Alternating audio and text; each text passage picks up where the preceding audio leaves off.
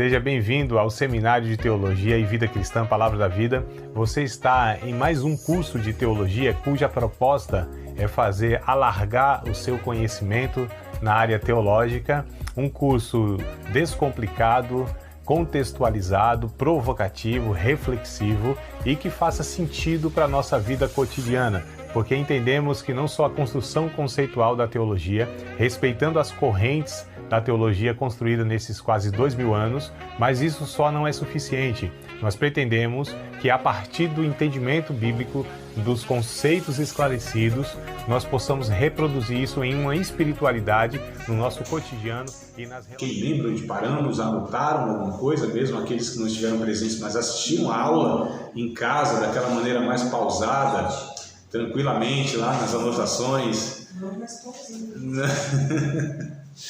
Eu quero falar com vocês hoje sobre a estrutura do sermão, tá? Se não tiverem claro alguma pergunta, alguma colocação, comentário agora no início da aula. Mas eu quero falar sobre esse ponto aqui, que na nossa apostila, né, seja a digital até tem a numeração da página, essa aqui que não tem. Então eu imprimi o negócio e não tem, né? Aqui vai pela revelação. Mas vai pelo título também, né? Que é o capítulo 2, estrutura do sermão, tá? É aqui que a gente vai abordar. Então, qualquer explicação requer organização, ordenação lógica e clareza, né? Sendo o sermão uma explicação da palavra, da vontade de Deus, e esse deve ser didático, ou seja, o sermão deve ser, né, didático. Didático quer dizer que tem que ser instrutivo, amados. O que a gente comunica é preciso ter uma orientação, né? Quem ouve é preciso ser levado, né, nessa construção da ideia, do pensamento. Então não é uma coisa assim falando aleatoriamente, achando que o Espírito Santo vai juntar um monte de palavras desconexas e no final vai dar tudo certo. Não é bem assim, né? Precisa ser didático, precisa ser intencional, precisa ter organização. Tudo que a gente faz, inclusive. E aí eu acho que eu contei na aula passada ou retrasada, que a gente tem essa ideia que eu não sei de onde veio. Que aquilo que a gente pretende organizar parece que não é espiritual, parece que não é de Deus. O que é de Deus é uma coisa assim de sopetão, uma coisa que, né, não tem essa construção na cabeça de muitos, né? Isso, não, deixa o Espírito Santo. Esses dias aí a gente estava reunido com os irmãos, não era nem estudo não, né? Era uma conversa assim, conversa. E aí eu falei, ó, façam as perguntas, eu não garanto responder, mas alguém responde. Aí o irmão disse assim, não, o Espírito Santo responde. Tá, o Espírito Santo responde, mas não vai ser através de um de nós. Não é, mas essa ideia de que não, é o Espírito Santo. Sim, tudo é o Espírito Santo nesse sentido positivo, instrutivo e da comunicação da vontade de Deus, é fato. Mas essa ideia de que há uma parcela, há uma responsabilidade, cabe a nós, né? Minimamente cabe a nós. E minimamente a gente tem que fazer, porque é muito fácil a gente transferir toda a responsabilidade do sermão, de qualquer outra coisa, para Deus, como se para nós não sobrou nada, né? Então, fácil. É muito fácil, e aí é muita omissão, né? Muita covardia, negligência e relaxo. Vou falar em outras palavras que vai descendo aqui, vai ficando nervoso, vai descendo as expressões, né? Então, a prática da pregação, através dos tempos, levou os estudiosos, né, do assunto a relacionarem alguns elementos básicos que devem estar presentes nos sermões, dando a eles uma estrutura que facilita o desenvolvimento da mensagem. Esses elementos são alvo, texto, tema, introdução, corpo, conclusão e convite. Eu até falei de apelo, mas essa palavra não é uma palavra que eu goste, né? Embora não corrigi aqui no primeiro momento, mas corrigi no segundo. Isso é uma recapitulação que eu vou fazendo, tá? Então, isso tudo, né, compõe o que chamamos de estrutura do sermão. Tá? São imprescindíveis, pois norteiam toda a linha de pensamento, né, do pregador, direcionando o ouvinte para o conteúdo da mensagem. Isso aqui não é só aplicado a sermão. Quem trabalha com escrita, argumento, lógica, uma apresentação, né, como no seu caso, às vezes tem que apresentar lá algo por escrito, ou argumentos em si, é preciso ter pelo menos isso na mente. Não que obrigatoriamente todo mundo tem que fazer sermão escrito. Eu acho muito bom, eu faço e recomendo, e é o que a gente propõe na matéria. Mas às vezes as pessoas têm essa capacidade, né, de estar organizando na cabeça, que eu acho que são poucos que têm. E assim, eu não confio na memória, não tem jeito. Pode ter uma memória boa, e tem pessoas que têm a capacidade de memorizar, de guardar, de articular na mente, né, essa questão lógica sequencial. Mas a mente é falha. A melhor das mentes, das memórias, elas têm ainda os seus lapsos de esquecimento. Então a garantia não é garantia em si, mas assim, a gente vai ter muito mais recursos se eu tenho alguma coisa física, visível, que eu posso me nortear, né? Mas vamos lá. A estrutura propriamente dita é a organização do sermão com suas divisões teóricas, né, que servem para orientar o pregador na apresentação da mensagem. Eu coloquei aqui que um sermão precisa de unidade, de ordem, simetria e progressão, tá? Então um sermão precisa ter, né, unidade, ordem, simetria e progressão. Unidade, eu preciso começar a falar de uma coisa e acabar naquilo. Embora entre o início e o fim eu argumente uma série de coisas, mas precisa ter unidade. O que eu quero falar hoje? Sobre perdão? Sobre perdão. 40, 50 minutos, 1 hora? Sobre perdão. Eu posso exemplificar, eu posso dar ilustrações, mas tudo corroborando, tudo contribuindo para a unidade, né? Precisa ser uma coisa só, porque tem gente que começa falando em Gênesis, acaba em Apocalipse, fala de todo mundo. Não entendeu nada, É uma coisa impressionante, né? Tipo assim, passa por todos os livros da Bíblia, mas não comunicou uma verdade, não enfatizou uma verdade. Então é muito melhor nós ouvirmos uma pessoa 30, 40, 50 minutos, mas ali temos a profundidade ou absorvermos uma verdade, né, para a nossa vida, uma mensagem de Deus, do que ouvir um monte de coisas, até que são bíblicas. Mas não há uma construção, né? Não há uma unidade naquilo. Então, unidade, primeira coisa. Ordem, ordenado, né?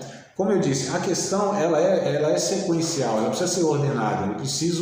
Eu preciso. Às vezes as pessoas que estão me ouvindo não têm obrigação de ter essa lógica. Sou eu que sou orador. É eu que estou propondo. Eu faço isso. Não é? Eu falo, Deus, me ajuda a fazer começo, meio e fim. Exato. Aí eu coloquei isso na minha cabeça. Então, sempre quando Deus me dá uma palavra, quando vou pregar, começo. Qual é o começo, Deus? Aí eu vou procurar. Qual é o meio, o corpo do sermão?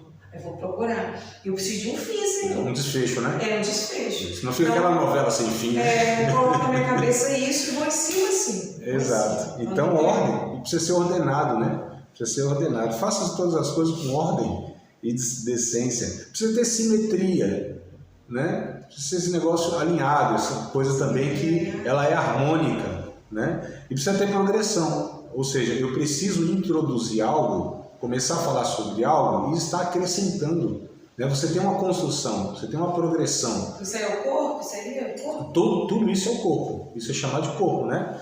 Então aqui eu coloquei de uma forma mais detalhada para a gente entender, ó, o alvo ou objetivo. Alvo ou objetivo, né?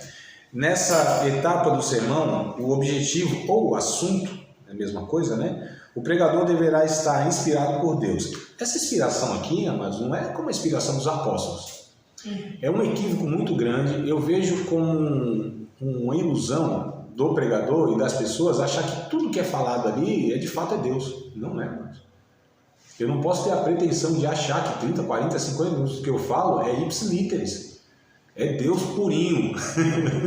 Isso não existe, né? Então, no meio das palavras do pregador, você tem coisas que de fato Deus não autoriza, Deus não valida, e tem coisas que sim, por mais que sejam citados textos bíblicos, nem sempre aquele texto está dentro de um contexto que faz sentido, que é o que Deus pretendia que fosse falado, exposto. Então essa ideia, não, é por isso que todo mundo que fala tem que ser peneirado, todos, sem exceção. Pode ser uma pessoa honesta, esforçada, sincera, né? Toda aula precisa ter coisas que falam, opa, isso aqui, acho que o André aqui deu uma escorregada, não tem sentido, né? Eu não posso jamais ter a pretensão de 1 hora e 10 que eu falo aqui, tudo é exatamente, absolutamente correto, bíblico e a visão mais adequada. Não, mas não tem como esse negócio, né? Então, só os apóstolos foram inspirados no sentido absoluto. Mas quando fala de inspirado, que no mínimo Deus precisa de alguma maneira, está me conduzindo naquele processo. O que eu estou passando ali, né, ainda que não seja absolutamente todo o conteúdo, de ponta a ponta, mas o principal, a essência, né, de fato ali eu estou passando algo que Deus está me conduzindo, o Espírito Santo está me usando. Então é nesse sentido aqui, tá? É exatamente aqui que ele recebe a mensagem, né, que tem de pregar, e a partir deste ponto, né, estruturado para levar a igreja, no caso, a compreender a mensagem. Se você não tem nada para falar, não fale nada. Se o Espírito Santo te der algo para falar, fale, mas fale direito. Tem um texto de 2 Samuel, capítulo de número 18, verso de número 19. 2 Samuel, é 2 Samuel, tá? Eu bato na tecla porque é uma coisa assim, então é um detalhe. Segundo, porque eu vi, sábado eu passei 13 horas, ouvindo 5 cabras. Foi um período intenso, né? Então foram 5 palestras das 9 da manhã às 10 da noite, ininterruptamente. Não temos um intervalozinho, né? Eu digo assim, lógico. Mas a gente não aguenta também, né? Eu até mudava de lugar para não dar torcicolo, né? Que eu fosse para um lado para o outro, não dava não. Mas aí eu vi por uns pregadores bons, inclusive, né? Os leitores, os 5 muito bons, cada um na sua área lá e tal. Gente bem preparado em vários sentidos lá. Mas a gente vai pegando assim, né? Não intencionalmente, não tem jeito, né? Não tem jeito, a gente vai ouvindo. E aí, segunda Reis. Eu falei, não é. Mas segundo Samuel. O senhor sofre nesses lugares. Não, os detalhes. As pessoas, inclusive, eram bem preparadas. Aqui não tem jeito, né? Você aprendeu correto, quando você ouve aquilo que não está adequado, é automático, né? Dói no ouvido. Não é uma coisa intencional, ou que você fala, também, ó, isso aqui descredibilizou tudo que ele falou. Não, são coisas que é inevitável, né? Você vai identificando, né? Então, quando você vai se aplicando a certos temas, você vai identificando quando ele não está adequado. Mas segundo Samuel, capítulo 18, verso 19, qual é o texto aí que vocês acharam? Esse mesmo, né? 19 ao 32. Eu estou na luta agora, que eu estou com esse óculos aqui, que eu não estou me adaptando ainda. Eu acho que eu olhei para essa luz e eu fiquei aqui com um raio da glória do Senhor nos olhos. Mas fala do que aí? O título, o ponto. Minha vista também tá. Quem consegue ler? Davi chora a morte de Absalão. Isso. 2 Samuel, né? 18, a partir do 19, não é isso? Exato. Então, Aimás, filho de Zadok, disse a Joabe: Desde que eu vá correndo dar ao rei a notícia de que o Senhor Deus fez justiça, tirando-o dos seus inimigos, livrando do seu inimigo. Não, respondeu Joabe, hoje você não vai levar nenhuma boa notícia. Outro dia você poderá fazer isso, mas hoje não, porque o filho do rei morreu. Então disse ao seu escravo etíope: Vá você e diga ao rei o que viu. O escravo curvou-se diante de Joabe e saiu correndo. Aimás insistiu: Por favor, deixe-me levar as notícias também. Não importa o que aconteça. Por que você quer fazer isso, meu filho? Perguntou Joabe. Você não receberá nenhuma recompensa por isso. Aconteça o que acontecer, eu quero ir, repetiu Aimás. Então vá, respondeu Joabe. Aí ele saiu correndo pela estrada do vale do rio Jordão e passou na frente do escravo etíope. Davi estava sentado entre o portão que dá para fora da cidade e o que dá para dentro. O vigia subiu para o alto da muralha e ficou no terraço do portão. Ele olhou para fora e viu o homem correndo sozinho. Então avisou o rei, e o rei disse: Se ele está sozinho, vem trazendo boas notícias. E o corredor veio chegando. Então o vigia viu outro homem correndo sozinho e gritou para o guarda do portão: Veja, vem vindo outro homem correndo. Esse também está trazendo boas notícias, respondeu Davi. O vigia disse: Pelo jeito de correr, o primeiro homem deve ser Aimás, filho de Zadok. Ele é um bom rapaz, disse o rei, e deve estar trazendo boas notícias. Aimás gritou para o rei: tudo vá bem. Então ajoelhou-se diante dele e encostou o rosto no chão, dizendo: que o Senhor, seu Deus, seja louvado, pois lhe deu a vitória sobre aquele que se revoltaram contra o Senhor. O jovem Absalão está bem? Perguntou o rei. Aimás respondeu: no momento em que o seu oficial Joabe me mandou vir, eu vi uma grande agitação, porém não sei dizer o que era. Então, só sabia que tinha um movimento lá. Fique de lado e espere, disse o rei. Ele ficou de lado e esperou. Então o mensageiro etíope chegou e disse ao rei: ó rei, eu tenho boas notícias para o Senhor. Hoje o Senhor Deus lhe deu a vitória sobre todos que se revoltaram contra o Senhor. Isso. Até o 31? Você foi até o 31? 31. Até o 32, eu acho que tem mais um aí, né? Ou não existe 32? Tem. Tem, então tem. 32. E o jovem Absalão está bem? Perguntou o rei. O mensageiro respondeu: eu gostaria que o que aconteceu com ele acontecesse com todos os inimigos do Senhor e com todos os que se revoltaram contra o Senhor. Então o rei ficou profundamente triste.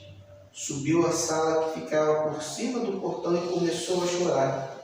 Ele andava para lá e para cá e gritava: ó meu filho Absalão, Absalão, meu filho, eu preferiria ter morrido no seu lugar, meu filho.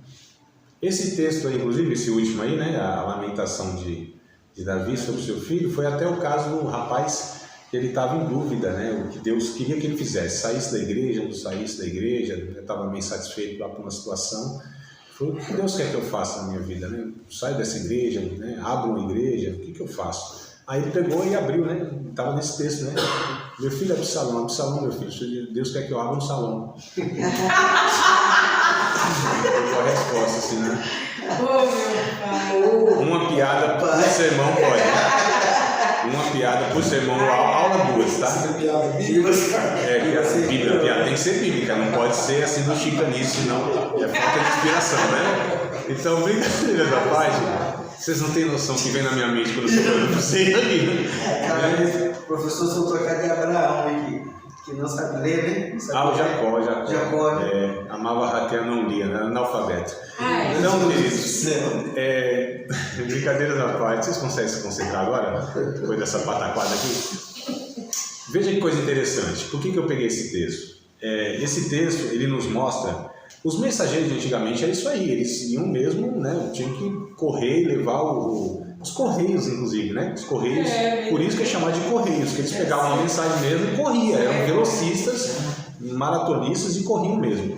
E é bem interessante essa ocasião, porque você vê uma pessoa, é Aimás ou Aimás? Aimás, né? Aqui está escrito Aimás. Aimás. Então, ele queria de qualquer forma levar uma mensagem, só que a mensagem não foi dada para ele. Ele nem sabia exatamente o que tinha acontecido. Tinha acontecido um alvoroço, tinha matado Absalão. Aliás, Absalão tinha matado Absalão, né? E ele falou: não, eu quero. Ele falou: não, a mensagem não está contigo hoje, meu filho. Quem foi lá foi o etíope, Cuxita, talvez tenha uma versão, né? Cuxita, né? Cuxi é Etiópia, né? Então, aí ele foi e correu. Ele corria até mais, era até mais bem preparado e tal. Ele falou: vai, fica aí, vai. Não impediu, não. Só que ele não tinha mensagem, ele chega antes. E é interessante, assim, que, né, pegando aqui mais para ilustrar, alguém viu falando: Aimás, pelo jeito de correr, tinha uma característica. É interessante isso, né? Que as pessoas têm as suas características. Eu me lembro de um irmão que você via ele de longe, você sabia, fulano está vindo. Andava de uma forma peculiar. Então, assim, é igual a Aimás aí. Aimás. Não, Aimás. Aimás, né? Tem dois As. Então na minha memória guardou Aimás. E aí ele chegou lá e aí, meu filho, o que aconteceu? Aconteceu um alvoroço e tal, tá, mas me fala o que aconteceu. O cara falou e não falou nada, porque não tinha conteúdo, né? Só falou, tentou passar alguma coisa. Isso exemplifica muitas pessoas que falam, mas não tem uma mensagem, né? Falam muito porque não tem nada a dizer, como disse o profeta, né? O poeta. Deixa pra lá também, se não sabe quem é, vocês sabem quem é, né?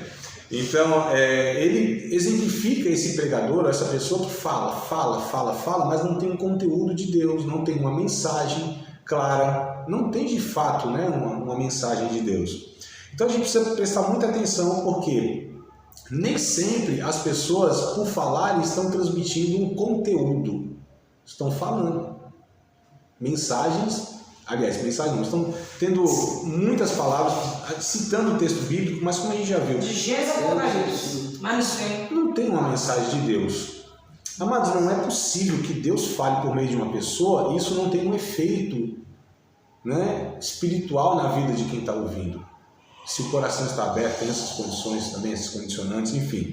Mas a questão, alvo objetivo, é o primeiro ponto, né? Só que para ter um objetivo você precisa ter flecha, pelo menos, para atingir o alvo, né? Texto bíblico, tá? Um ponto aqui. O assunto do sermão deverá ser baseado em um texto bíblico. Então, assim, a gente precisa pegar um texto bíblico e derivar dele a mensagem. Eu não estou falando exatamente da mensagem expositiva, que pretende pegar um trecho do que foi lido e versículo a versículo expor, mas tem que ser baseado num texto bíblico. De lá que tem que sair. Tem gente que fala assim, eu tenho uma mensagem, só preciso de um texto bíblico. Né? Então é do texto bíblico, tem que ter o texto bíblico. É a partir dessa verdade, desse texto aqui, que eu vou extrair a mensagem. Pode ser temático, não tem problema, vou pegar o tema, mas é a partir do texto. É por isso que um texto bem escolhido já é aqui um início muito bom. Eu brinco, né? Pega um texto bem, assim, claro, a gente não vai pegar um texto de falar sobre por que as mulheres usam véu, tinha que usar véu, né? Texto meio complicado em culto público. No ensinamento é uma coisa, tem outra proposta e tal, ali você tem mais condição. Mas no culto de domingo, a linguagem tem que ser simples, né? O texto mais simples ainda, para quem já ouviu o texto, ali já ser um material na mão do Espírito Santo para que alcance aquela pessoa. Eu brinco, escolhe um texto bom, porque se a mensagem for ruim, o texto abençoa o povo. Então, pelo menos isso, né? É uma boa escolha. Já. Texto bíblico, tema. O terceiro ponto aqui, ó. Então o sermão precisa ter tema, para que o ouvinte possa ter uma ideia de que você tem a falar. É imprescindível o emprego de um tema. O ouvinte raramente estará adentrando no sermão. O tema é diferente do assunto. A gente vai ver um pouquinho mais para frente a diferença mais específica disso, né? Então, o tema, eu vou falar do quê? Qual é o tema? Então, a gente tem um tema. E é bom dar o tema. Então, se eu ouvir um tema, opa, vou ouvir sobre isso. A pessoa vai falar sobre isso. Até mesmo o pregador, né? Eu dei um tema, eu preciso falar sobre isso aqui. Não é outro tema, é esse aqui, né? Isso é importante também. Aí começa-se com a introdução. Então, você já começa falando, você precisa ambientar. É bem interessante, eu sei que cada um tem, né, sua personalidade e tal, né? Não estou dizendo que todo mundo tem que ser igualzinho em todos os sentidos. Mas eu acho muito bom, e eu gosto muito do pregador, que ele pega o texto e tenta ambientar o público com um contexto histórico, com um contexto cultural, em que contexto aquilo foi falado, para quem foi falado, em que época foi falado, em quais circunstâncias aquele texto foi escrito. Que linguagem é aquela? É literal, é simbólica, é apocalíptica? Eu acho muito interessante esse pano de fundo que se constrói, né? Esse cenário que se constrói historicamente, culturalmente, para quem está ouvindo. Isso é muito bom. A pessoa que está ouvindo, isso faz grande diferença, né? Então a introdução é isso aí. Começar bem, provocar interesse e despertar atenção. Aproximar o ouvinte do sermão e dar a ele uma noção, tá? Ou explicação do que vai ser falado. Então a introdução é isso, né?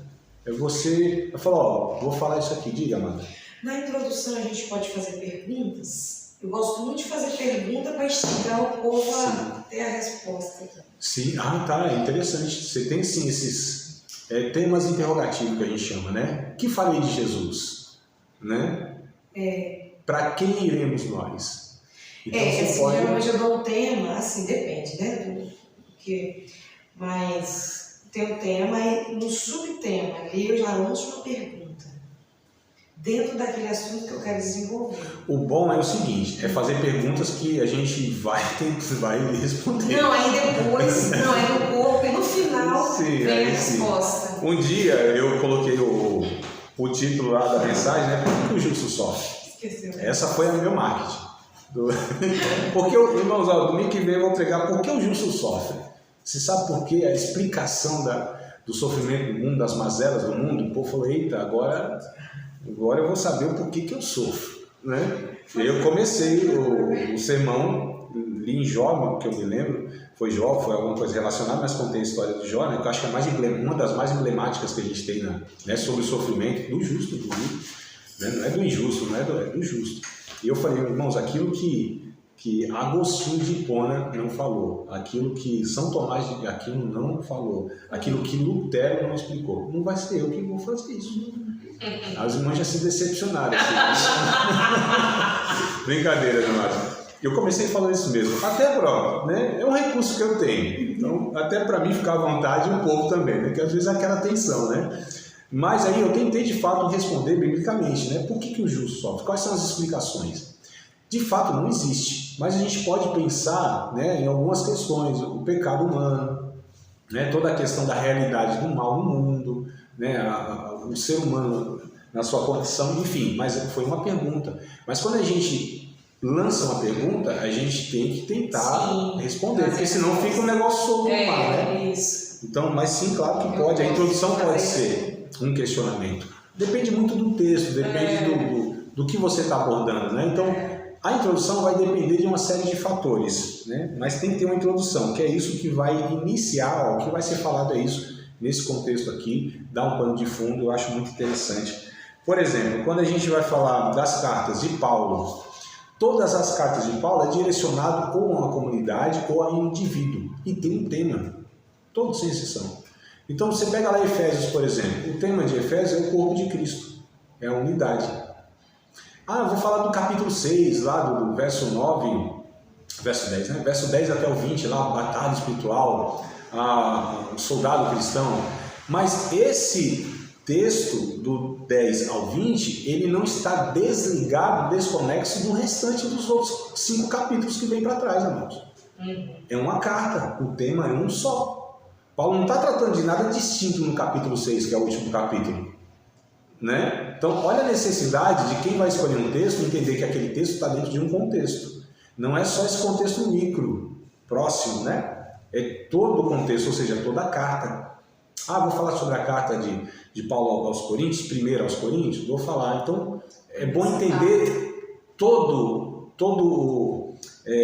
o livro, para que contexto. Vocês lembram da pergunta em hermenêutica? Olha como está ligado, né?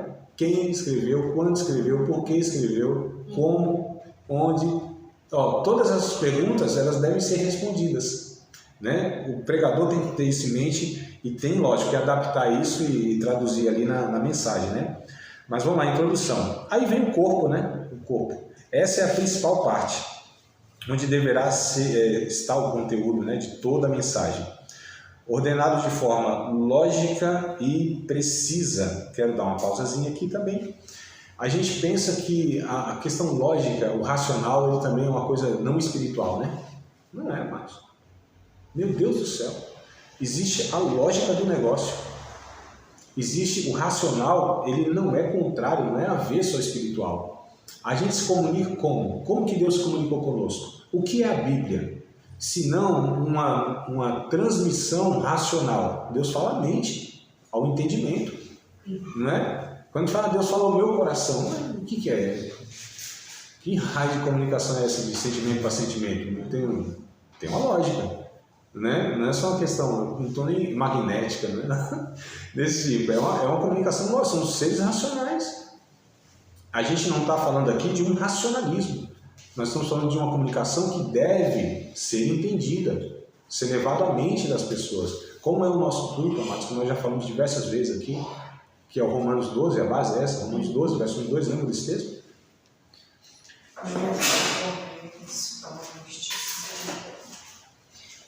Vamos lá, isso aí que é o exercício nosso de estar gravando os textos, né? Lê-los repetidas vezes, os mesmos.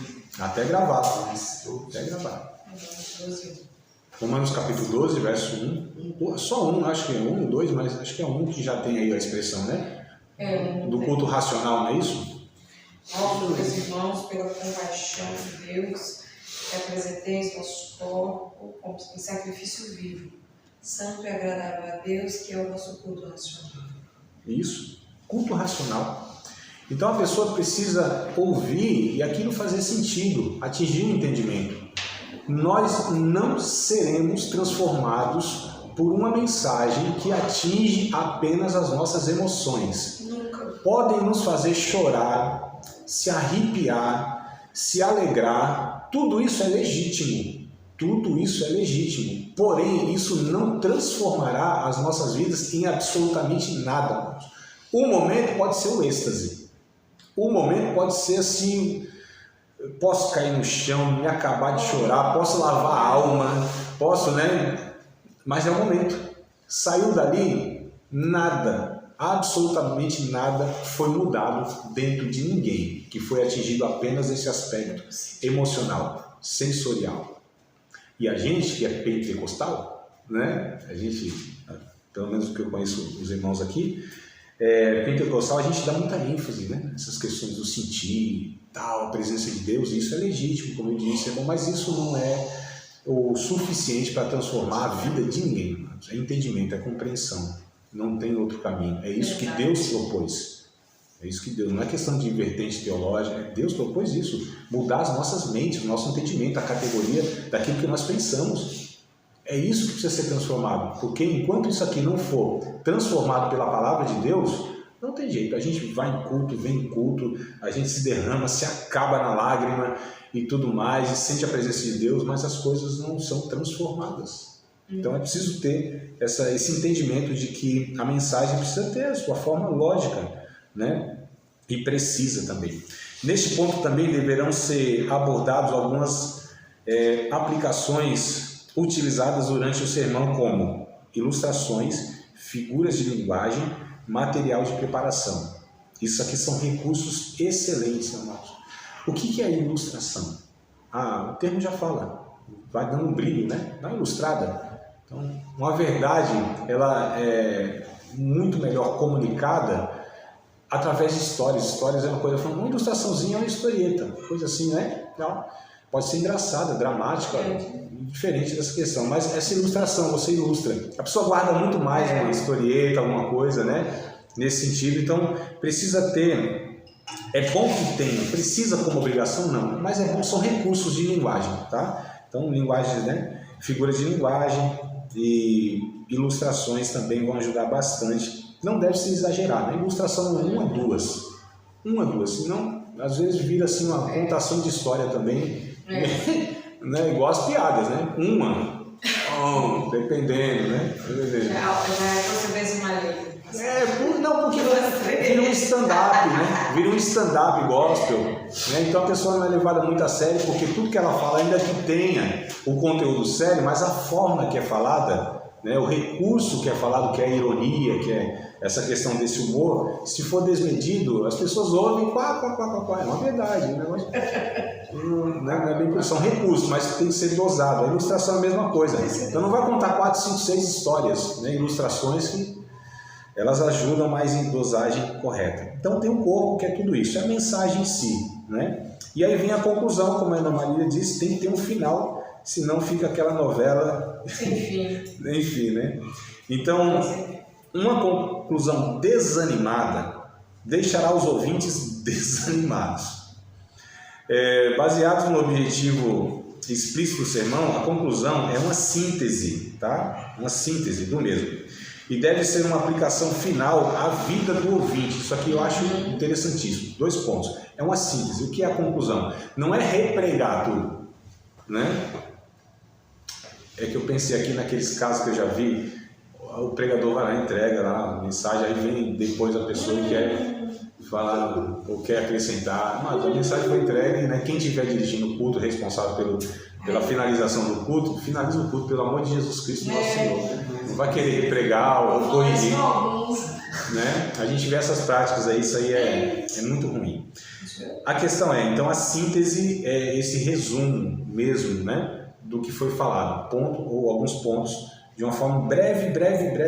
Não deve, como a introdução não deve passar de 5 minutos, a conclusão não deve passar de 5 minutos. Mas tem gente que fala, concluindo, aí prega mesmo. Já estou acabando, né? Já estou acabando, concluindo, mas eu estou acabando. Jesus, eu nem falo, estou concluindo, para não pegar.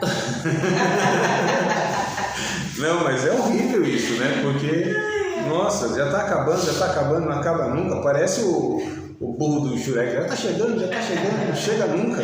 Então, amados, a síntese, mais um ponto aqui que eu quero destacar é a aplicação final à vida do ouvinte. A gente precisa ter um entendimento de a mensagem que eu estou pegando lá do Antigo Testamento, lá dos apóstolos, precisa fazer sentido na vida real das pessoas. Sim. Né? Como que a gente trata lá na clínica, lá na profissão? E com os caras lá que estão pedindo um auxílio lá e tal, na situação do jurídico, e o outro lá que está pedindo, então como que eu trato, como que eu lido? Tá aí lá em casa, o negócio está assim, está assado, como que eu aplico isso aqui lá no meu casamento, lá na criação dos meus filhos, lá na situação assim? Então precisa fazer sentido na vida real, né? A gente não deve jamais pensar que a nossa vida é de alienação dentro de contexto de igreja. A gente não ensina, a gente não aprende a viver na realidade da vida. Parece que o mundinho nosso é esse aqui, né? A linguagem, as questões, não, mas a linguagem, ela vai fazer toda a diferença, por quê? Porque a gente não tem essa linguagem, esse evangeliquez na realidade do nosso dia a dia, né? Estou participando de um grupo aí, mais um, que treva, né? A gente, grupo que não dá conta. E aí, o rapaz lá, foi o dia dos pais ontem, né? E eu fiz alguma homenagem lá, compartilhei um monte de grupo. Que eu estou no grupo, vou compartilhar. E aí compartilhei lá, mas aí minha linguagem é aquela, eu nem lembro se minha linguagem é aquela, foi até coisa simples, né? Eu acho que foi. E aí o rapaz lá colocou um voz, eu falei, rapaz, mas estamos aqui entre amigos, então era gente que era jovem lá quando era jovem ainda, lá da mocidade, né? Uma linguagem lá, eu falei, meu Deus, que negócio estranho, né? Então a gente precisa ter essa linguagem nossa, amados. Isso faz diferença, a aplicação, isso faz sentido para quem ouve, remeter o que ouviu lá quando tiver a situação, né? Então tudo isso contribui, tudo isso corrobora, tá? Então a conclusão é isso, a síntese, e tem que ser uma aplicação à vida do ouvinte, a coisa real lá. Então é por isso que a gente precisa conhecer a realidade da vida, os processos da vida. Jesus sabia de tudo que as pessoas faziam no dia a dia, porque Jesus era humano, Jesus era do cotidiano, Jesus era do chão de fábrica da vida, não era de uma alienação religiosa, de púlpito, de grupinho de igreja, era da vida. Jesus sabia o que era fazer um bolo, qual era o processo, os elementos que se usavam. Jesus sabia que quando perdia alguma coisa tinha que varrer a casa e era escura, tinha que colocar a lamparina lá. Jesus sabia do processo de plantar alguma coisa, de colher sementes diferentes, o dia a dia. É isso, é a realidade da vida. Quanto mais a gente for simples e fazer essa aplicação do cotidiano, isso vai ter muito mais efeito na vida prática das pessoas. Né? Então, e aí, por último, o convite, independente se é uma mensagem evangelística ou não, tá? Porque o convite, se for evangelístico, é claro que é para aceitar Cristo. Né? Agora, se não for evangelística, aí você tem outros convites, desafiando até a pessoa a estar tomando a decisão a partir daquela mensagem que foi proposta. Preste atenção aqui, por gentileza. O convite, necessariamente, não é fazer as pessoas virem à frente. E eu nem estou dizendo que isso é errado, nada. Eu só estou dizendo que isso nem sempre foi assim. E isso não determina nada, amados. Eu já vi um pregador brigando que se a pessoa não viesse para frente, Deus não ia abençoar ela. Olha que coisa absurda, né? Se não vir na frente, não sei o que, aqui é o desafio. Eu falei, meu Deus do céu, pode estar no lugarzinho dela lá e absorver a palavra e está tudo certo? Então o convite não é necessariamente tem que vir na frente, tem que fazer não sei o que. Não, mas o convite é o convite a absorver aquela palavra e aplicar na sua vida. Aí sim, né? Então a gente vai ver depois aqui essa questão de constranger as pessoas. Às vezes chama para frente e fica meia hora lá na frente, né? Pensa numa agonia, irmãos. Manda levantar a mão para orar, e a mão levantada e vai orar, e a mão sente. Aqui, ó, quem manda aqui, ó. Mão levantada, né? É por isso que eu nem levanto assim, levantar a mão para orar. Quando começa a orar, eu levanto a minha. Posso até levantar, mas eu já estou calejado dessas coisas, não aguento mais, fico nervoso, perco a bênção. Entra abençoado e sai desabençoado também dessas situações. Então, o convite aí, tá? É um esforço feito, né? Para alcançar a consciência e o coração da vontade do ouvinte, tá? São os frutos do sermão. Então, ó, alcançar a consciência, né, e o coração, a vontade dos ouvintes. Não necessariamente essa questão física de vir para frente e tal e tal. Ainda mais para aceitar Cristo, né? Nem sempre, mas um dia uma jovem, numa escola bíblica dominical para adolescentes, eu estava ministrando, me lembro desse negócio claramente, porque ela me fez ali uma pergunta que eu fiquei pensando depois, meu Deus do céu, o conflito está na cabeça dessa menina, que ela falou assim, eu nunca aceitei Jesus na frente, levantando a mão, André, será que eu aceitei Jesus mesmo? Será que eu sou salvo? Eu falei, meu Deus, mas por que não? Porque ela nunca tinha ido na frente, nunca tinha levantado a mãozinha, como a gente ensina, né? Eu falei, minha amada, tu aceitou Jesus, assim, no teu coração, você acredita que Ele é Senhor da tua vida, Salvador da tua vida, assim, assado e tal? Então, tudo isso eu acredito, mas nunca tive essa, tá tudo certo então, mas não vai na frente não. Não precisa, se tem essa convicção. Mas olha como a gente vende essa ideia que se aquele negócio não for feito com aquele rito, né? Formalidade, né? Tem que ter, exato, a formalidade, essa é a palavra, a cerimônia, o ritual. Se não fechar o olhinho, não baixar a cabeça, mano, a oração não é reverente. Se não for de joelho, não vai. Né? A gente cria esses negócios assim que biblicamente não tem sentido. Né? Deus não está nem aí para nada disso. São ritos e rituais. Rito é isso, né? Esse gesto. O que é? Ó, quantos ritos tem aqui? Ó? 1, 2, 3. Sério? O ritual é isso aqui. São um conjunto de ritos. Então, e se não fizer assim? E se não for de joelho? Não vale? Não, são formalidades, né? Rituais, cerimônias que não são determinantes para absolutamente nada. Tem umas igrejas que tem que orar virado para... Agora, calma aí. Para trás da onde, né? Para frente da porta. Tem que virar a cadeira e voltar. Com as costas para voltar. Exato. Então, assim, umas coisas que não faz sentido nenhum. Lê a palavra, tem que ser em pé. Não estou nem reprovando, dizendo não tem que ser, mas também não tem que não ser. Né? São coisas relativas. Um dia eu já sabia, né, que a gente vai pregar, a gente mais ou menos sabe onde vai pregar, né, via de regra. Às vezes eu sou pego de surpresa, não conheço tal, não. Então eu sabia que tinha que ser ali em pé. Eu falei, irmãos, pode sentar todo mundo, eu vou ficar em pé. Não tem que ter reverência da palavra, eu vou ler a palavra, estou em pé. Está tudo certo, então.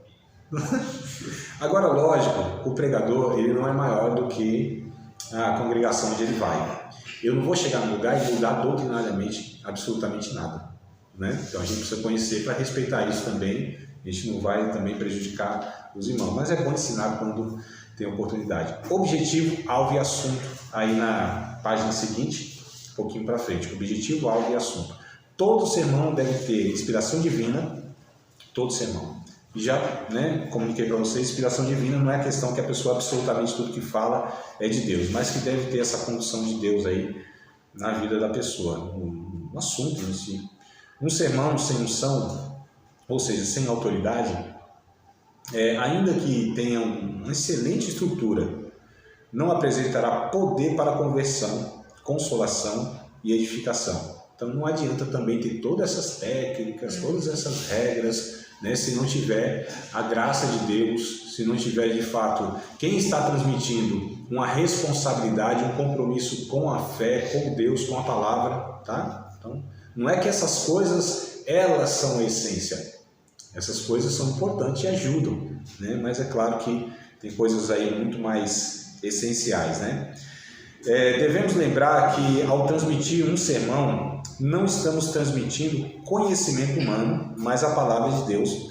E esta é a única que penetra até a divisão da alma e espírito, né?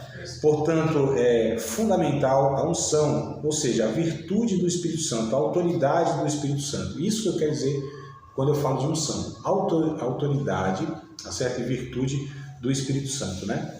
O objetivo da homilética de uma forma geral, é a conversão, a comunhão, a motivação e a santificação para a vida cristã. Então isso aqui eu acho bem interessante a gente memorizar, tá? No sentido de entender mesmo, né? Então as pessoas têm que ouvir e se converterem, têm que ouvir e têm que desejar uma maior comunhão, têm que ouvir e têm que receber ânimo de Deus na vida, e a santificação, que é essa ação do Espírito Santo moldando o nosso caráter, né? Então não é possível que a gente está dizendo que estamos pregando a palavra de Deus e as pessoas que ouvem não são transformadas. Não é possível, tem alguma coisa errada, muito errado nisso. Essa transformação real na vida das pessoas, a gente ouve 2, 3, 4, 10 mensagens semanalmente e eu não sou afetado por isso, no meu caráter, tem alguma coisa muito errada nesse processo. Talvez de quem ouve... Uma pessoa com pregador. Talvez com os dois, né? Não sei, é preciso não identificar o que está errado no processo. Será que é a pessoa que está expondo ou é que está ouvindo? Agora sim, quem está pregando é o... Eu não digo que é o principal da história aqui, que a gente está tratando de quem prega, né? É claro que tem o outro lado, que é quem ouve.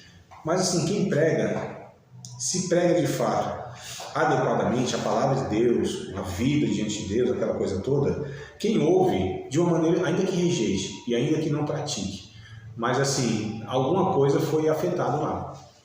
Se a pessoa não corresponde, é outra história. O problema é que as pessoas muitas vezes não são afetadas em nada. E aí, será que é só a culpa de quem está ouvindo?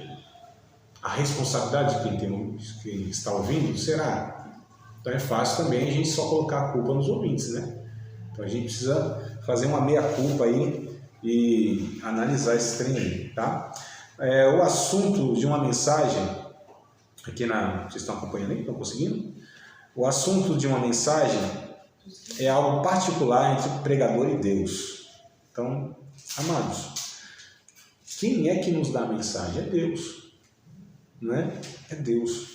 É por isso que nós que pregamos, transmitimos alguma coisa, os que evangelizam, os que não são pregadores, que essa matéria ela serve para todos, né? Aqueles que evangelizam, aconselham. A gente precisa estar antenado, porque Deus fala de muitas maneiras. O principal é a sua palavra, é fato. E pregar a gente viu que é a partir da palavra de Deus, é o texto bíblico, né? As verdades bíblicas. Mas como nós podemos usar, como nós podemos ouvir Deus de muitas maneiras. Eu já recebi mensagem de Deus, recebi, que a gente fala recebi, dá um negócio assim, nem recebi e tal. Desceu. Um insight, né, que a gente fala, né? Estalo, insight, assim, em muitas ocasiões inusitadas, em muitos lugares assim, improváveis. Em ônibus, em banheiro, no banho, né? Na escola, o professor explicando a tese celular. Exatamente, em muitos lugares. Às vezes até na aula de teologia também. De muitas maneiras, amados, a gente pode estar tão sensível a Deus nesse sentido e antenado, que Deus pode usar aquela ocasião, aquela situação, aquele momento, para nos despertar em comunicar algo. Verdade. Né? Então, é bom a gente ter esse entendimento lá buscando a mensagem em si. É um conjunto. Pois é, aí eu faço uma pergunta. Você falou assim que a gente não pode colocar o tema sem o texto. Primeiro tem que ter o texto, depois o tema. Não necessariamente, né? Assim, é porque eu falei que às vezes eu tenho um assunto e só quero um texto, né? Só tenho um texto. Que às vezes eu recebo um tema, eu estou lendo um livro, aí vem assim aquele site, eu anoto. Aí eu procuro um texto que casa com aquele tema ali que pode... Não, aí está correto. Quando eu disse assim, que às vezes a pessoa assim, eu vou falar sobre isso ali, eu tenho já uma mensagem, eu só preciso de um texto. Aí é meio complicado quando você tem já tudo que falar, para falar, e você só precisa de um texto para, nesse sentido. Mas assim, você pode ter um assunto tal, que é o assunto, né? Ou o assunto. Exato. Aí sim, você vai buscar, mas a Bíblia fala sobre isso, aí você pega o texto, sim. Aí assim tá correto, né? Tá tudo certinho. Mais para frente aqui, amados, eu coloquei o seguinte: para ter um assunto, é preciso viver em comunhão e oração, né? Para que o Espírito Santo possa falar em seu coração. Leia bons livros. Isso é ótimo. Né? Leia sempre os textos bíblicos. Mantenha sempre ocupado com a palavra de Deus. Eu coloquei alguns textos aqui, ó. 1 Timóteo, por exemplo, capítulo 4, verso 11 ao 13. Quem puder achar, me ajude aí na leitura, tá? 1 Timóteo, capítulo 4, verso 11 ao 13. É interessante aqui, ó, ler bons livros. Um bom pregador jamais será uma pessoa que não é dado à leitura de livros. Bons livros. Não será. Né? Não tem como. Então, ler bons livros. Um bom pregador jamais será uma pessoa que não lê. Não será um bom pregador. Será um pregador bem limitado. Livros nos trazem culturalmente, intelectualmente e espiritualmente muito conteúdo. Bons livros. Vocês sabiam que não é só livro relacionado à questão teológica em si? Amados, como é bom a gente ler bons poemas. Nossa, como Deus fala através dos poetas.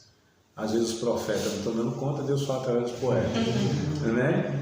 Então a graça comum que a gente chama, Deus ele fala de muitas maneiras com muitas pessoas. Deus é Deus. Tem um texto lá em Tito, carta de Paulo a Tito, deve ser capítulo 1, que ele diz lá que houve lá um profeta, né, na ilha de Creta, né? E esse profeta, até esqueci o nome dele, a história fala lá, acho que é Parmênides, alguma coisa assim. E ele era um profeta, mas não era um profeta da linhagem de Israel, do contexto de Israel, da cultura de Israel. Era uma pessoa por quem Deus falava. A gente tem Balaão no Antigo Testamento, por exemplo, que não é um profeta do ofício ministerial, né, daquela linhagem de profeta do Antigo Testamento, mas é uma pessoa por quem Deus falou de alguma maneira. É inspirado e tal? Não é nesse sentido que a gente está falando. Mas, amados, quantas pessoas boas, aliás, quantas pessoas, às vezes é até ruim, mas quantas pessoas elas têm produzido coisas boas, né? A gente pega a letra, vocês já ouviram a letra do Imagine, do John Lennon lá, a letra traduzida? Coisa... Não é possível que o diabo tenha dado uma inspiração daquela. A história da humanidade? Imagine, né? Imagine. Essa música não é Imagine. Eu não vou cantar em inglês aqui porque seria... Vai sair meio estranho. Mas a letra, não é possível. Uma coisa daquela tem que ser Deus de alguma maneira. Se o cara reconhecer a Deus, é outra história. Se ele atribuir aquilo a Deus, ele usou aquilo para agora. Deus é outra história. Que não, né? Nós sabemos. Eu só vou dar um exemplo. Se vocês pegarem, eu desconheço, conheça tudo da música gospel, né, brasileira e internacional, mas eu nunca ouvi uma descrição tão boa do paraíso como a música Vilarejo, da Marisa Monte. Só poesia, né? Não, essa música Vilarejo, depois vocês procurem lá, Vilarejo. Eu sei qual é, né? Eu estudo música lá, então... então, nossa! E se eu pegar muitos outros exemplos, tanto da música quanto da literatura, que não tem nada a ver com o contexto religioso, com o contexto teológico, etc. e tal. Como isso pode ser aproveitado? Mas eu falo tanta coisa que o povo não tem noção de onde vem. E se eu falar a fonte, eles desconsideram. Né? Não, é sério. Se eu falar a fonte, eu falo, não, isso aqui não, jamais. Um dia eu falei, não, irmãos, eu prefiro, né, porque a gente é uma construção, né, a gente vai construindo e a gente às vezes defende uma coisa aqui, lá na frente a gente não defende mais. Eu falei, eu prefiro ter essa velha opinião a respeito disso. Esses dias eu estava na rua... Do que ter aquela velha opinião, né, falada sobre tudo e tal. Por isso essa metamorfose ambulante. E não ficava olhando pra mim assim, quando eu estava falando eu falei, é verdade isso aí. Mas quando eu fui falando, aí eles já ligaram, né? O barbichinha lá, já viu o povo rejeitando. Mas estavam entendendo que era uma verdade. Né? Desculpa, eu interrompi. Não, estava lembrando que um dia desses eu estava na rua ali andando, aqui no centro, tem uma rádio. Tem a comunidade. Rádio Posse. E estava passando uma música lá, falei, nossa, tocando uma rocha aqui. Daqui a pouco eu parei, gente, é uma rocha gospel. Eu ri demais, eu falei, que é isso? Desce Jesus no E céu. já aconteceu que lá, a rocha. Tá difícil. Mas tem tanto conteúdo aí que a gente pode, o Espírito Santo usa, eu não tenho dúvida, amados. Quando a gente vê os textos bíblicos, muitas passagens bíblicas, na verdade, muita coisa, ela é os provérbios. Vocês sabiam que os provérbios, eles de fato já eram falados em muitos escritos desses provérbios, no livro de provérbios. em outras culturas e eram faladas, tanto é que é provérbio, é ditado popular. Provérbio é isso. Só que é claro que a gente não vai considerar que todo provérbio, por exemplo, é uma verdade bíblica, né? Voz do povo hoje de Deus, não é também. O peixe morre pela boca, não é verdade. Então tem... Eu já vi o peixe morrer pela boca. Não, o peixe ele morre pelos olhos. Antes dele ir na isca, ele cobiça, então ele morre pelos olhos, a cobiça dos olhos. Não é? Então a gente precisa avaliar se esse ditado popular. Agora os que tem aqui em livro de provérbios, eles sim são inspirados por Deus. O que eu quero dizer é que um monte de coisa que até os escritores bíblicos usaram, muitas delas derivam da cultura e Deus, ele usou algumas coisas e inspirou essas coisas. Então na mensagem não é diferente, amados. Não é. Né? Um dia eu fui falar sobre as missões, a importância de missões na igreja, e eu peguei o final do filme, foi até a imagem que eu pedi lá para projetar, o final do filme A Lista de Schindler. Né? Aquele cara lá que resgatou um monte lá de judeus lá, então no final ele está lá com um carro lá, não sei se é um Rolls Royce e tal, e ele vai olhando assim, foi esse carro aqui eu poderia ter resgatado mais tantos judeus. Ele olha para o relógio dele assim, esse relógio poderia resgatar mais um anelzão. Então eu peguei essa situação e falei, olha, amados, olha só que tal, verti isso, né, que era o contexto lá e tal. Então a gente precisa entender, amados, que Deus pode nos usar. Eu preguei sobre as fases da lua. Pode ser também. E aí eu falei, gente, não é astrologia, mas é astrologia, estudando as fases. Astronomia. Astronomia. Astrologia é uma questão mais mística, né? Mas assim, que as pessoas olham para a lua e tem muito misticismo. E aí eu trouxe, trazendo para a nossa realidade, tem coisas fantásticas, maravilhosas. Salomão fala em Eclesiastes, né? Sobre as fases da lua lá, o sol, as estrelas. Né? Perfeito. Exato. Mas um ponto é esse aqui que eu queria abordar com vocês, é que a gente precisa entender que todos os momentos podem ser um momento propício para que Deus de alguma maneira nos direcione, para que dali a gente... E o conteúdo que a gente vai absorvendo, né? As coisas boas. É por isso que o pregador precisa ser uma pessoa que tenha uma visão larga das coisas. Não pode ser um bitolado, um alienado, né? Pessoa limitada, não pode. Deus vai usar? Usa. Usa todo mundo. Como a gente falou, até o analfabeto. Usa todo mundo. Só que à medida que a gente vai adquirindo mais recursos, mais o Espírito Santo vai nos usando de uma maneira mais abrangente para alcançar diversas pessoas. Esse que é o ponto interessante. Deus usou Pedro? Fato. Deus usou Paulo? Nossa, em relação a Pedro, infinitamente muito mais. Qual a diferença ali? Tem uma questão humana também, que o próprio Deus, na sua soberania, com certeza construiu isso em Paulo. Um cara culturalmente preparadíssimo, um erudito, um poliglota, com conhecimento, um dos filósofos da época, a nível mundial. Paulo era uma pessoa assim, instruída de uma maneira absurda, amados. Religiosamente falando, culturalmente falando, era uma pessoa assim de trâmites, que falava com autoridades, com filósofos, e igualmente com pessoas simples.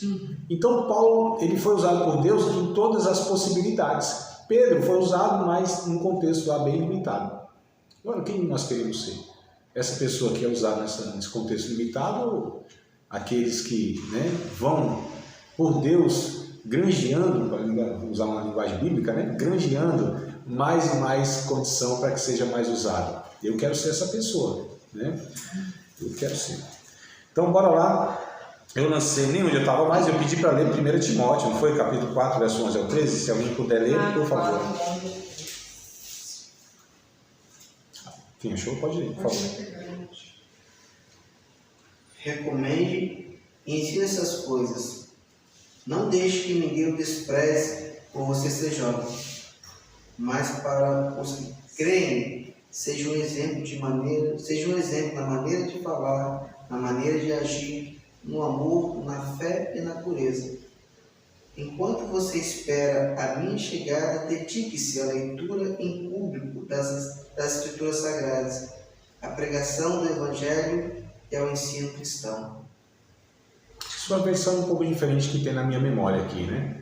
Deve ser a minha, você consegue ler a minha? Tem um texto, não, tá tranquilo, a gente, eu puxo na memória aqui. Qual parte? É porque Paulo diz para Timóteo, olha, persiste em ler, né? Tem essa expressão, deve ser o 12 mesmo, ou 13, alguma coisa assim. Persista em ler, faça a leitura em público, mas persista em ler.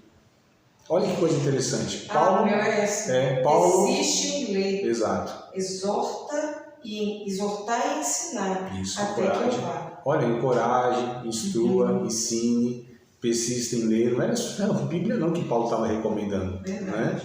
Então, no contexto cultural, inclusive, né, Timóteo, ele teria necessidade de ter um conhecimento naquele contexto cultural para ser ouvido, amados. Então, esse é o ponto. Filipenses capítulo 4, verso 8. Filipenses 4 e 8.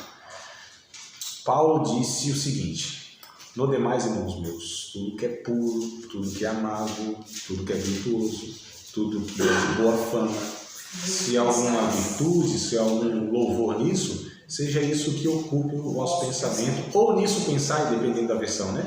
Então, olha só, como Paulo, ele recomenda que a gente possa ter essa mente que é direcionada a tudo que pode ser proveitoso. Tudo, toda informação, todo conhecimento. O conhecimento não deve só ser teológico no sentido bíblico, amados.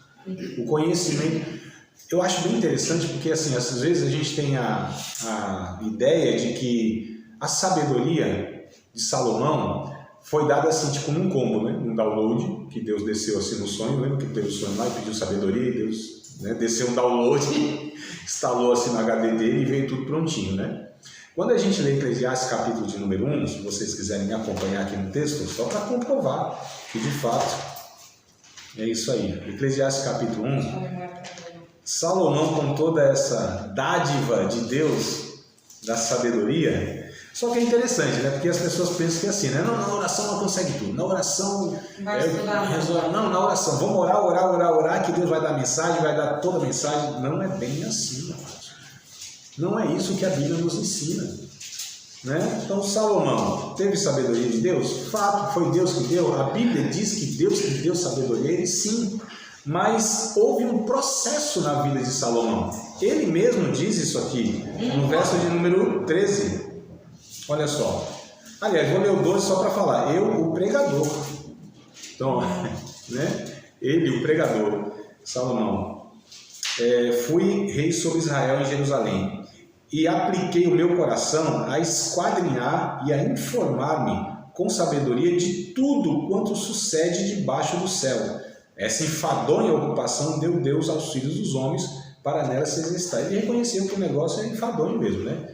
Conhecimento é um negócio que não tem fim, tem hora que a cabeça parece que vai explodir. Só que olha que coisa interessante, ele disse: eu me apliquei a me informar de tudo que acontece debaixo do céu. Sabe o que é isso aqui, esse tudo? Sabe o que ele estudou? A gente vê tanto nos Provérbios quanto no Eclesiastes e também em Cantares, né? Mas em Eclesiastes, Provérbio e Eclesiastes é muito mais evidente, né? O Cantares é uma questão mais relacional, é uma questão mais de sentimentos e aquela coisa toda. Mas esses dois livros aqui, é por isso que são chamados de livros sapienciais, livros de sabedoria. A gente vê que ele estudou sobre os animais, sobre formiga. É um desocupado desse, né?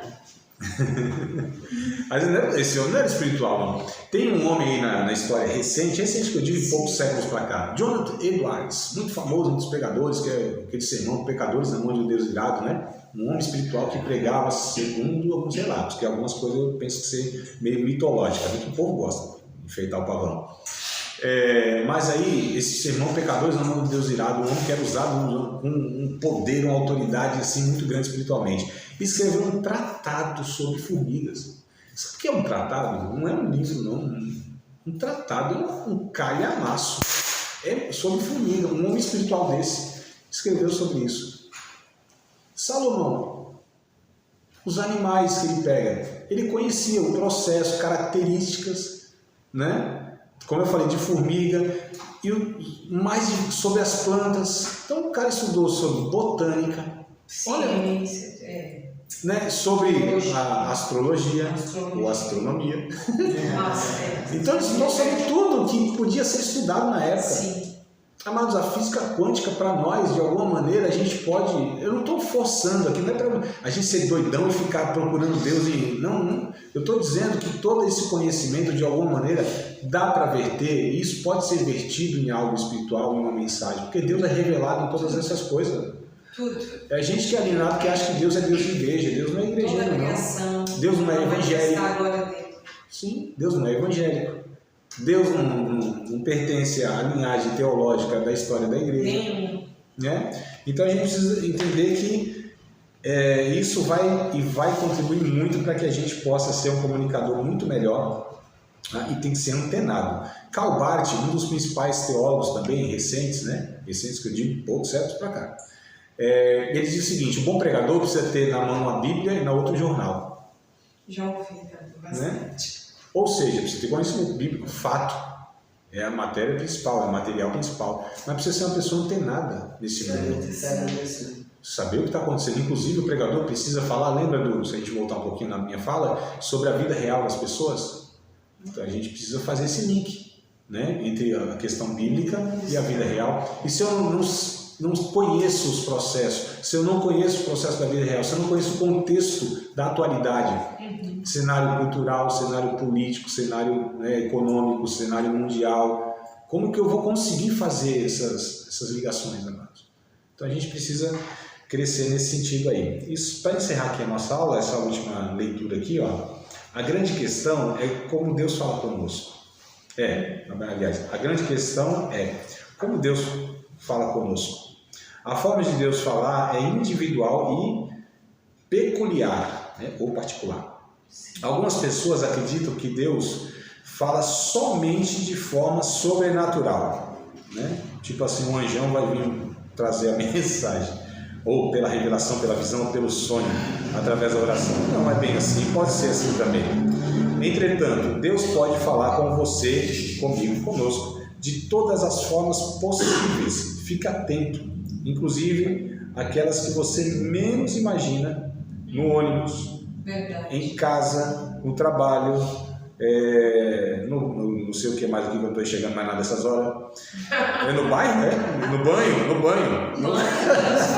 No banho, né? Purifica-te a ti mesmo, né? Caminhando na praia. Exato. Cozinhando. Tudo isso aí, ó. Lendo a Bíblia também, lógico, né? Claro. Olhando a paisagem, né? A contemplação, mexendo né? suas plantas. Isso, ouvindo a mensagem também, tá? Conversando,